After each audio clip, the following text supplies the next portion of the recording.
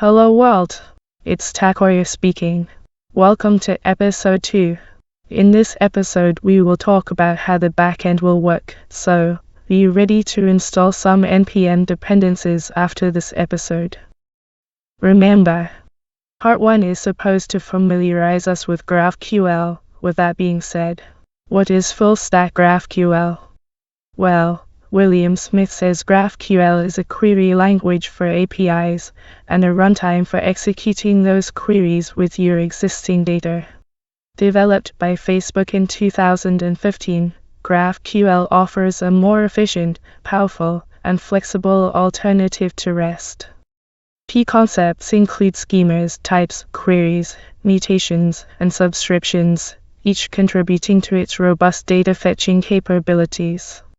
Building a full-stack GraphQL application involves working with a multi-tier architecture, commonly known as a three-tier application. It consists of a front-end application, the API layer, and a database. In the figure, we can see the individual components of a full-stack GraphQL application and how they interact with each other. At its core, GraphQL is a specification for building APIs. A specification describing an API query language and a way of fulfilling those requests. When building a GraphQL API, we describe the data available using a strict type system. Let's look at simple GraphQL type definitions for a movie GraphQL API. Movie and actor are GraphQL objects. Title and name are fields. Movies and actors reference a list of movie and actor objects respectively. Movie ID and actor ID are required fields, noted by the exclamation. The query type is a special type. It indicates the entry points for the API. GraphQL queries define a traversal through the data graphs type definitions and request a subset of fields to be returned. This is known as the selection set. We begin traversal through the default operation. It's identified with the query type. We then traverse through each nested selection, all the while returning selected fields. Let's see a more practical example. The provided link in description will take you to a GraphQL playground.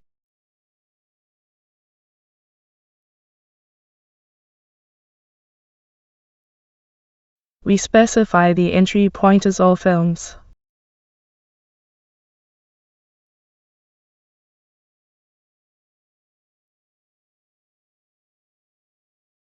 Then we traverse to films.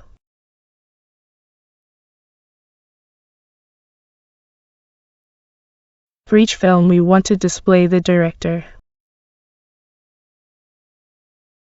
An array of producers.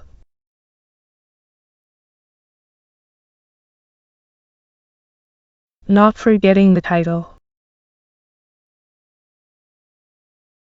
Also the time the movie was created. We press the play button to run our query.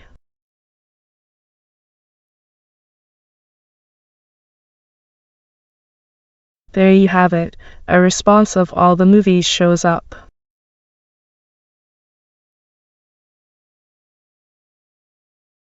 To demonstrate the concepts in this series, we will build a web application that makes use of GraphQL, React, Apollo, and Neo4j. It will be a simple business review application. The requirements are as follows. Listing businesses and business details. Allowing users to write reviews of businesses. Allowing users to search for businesses. And showing personalized recommendations to the user. This is all for now. Thank you for watching. See you in the next episode.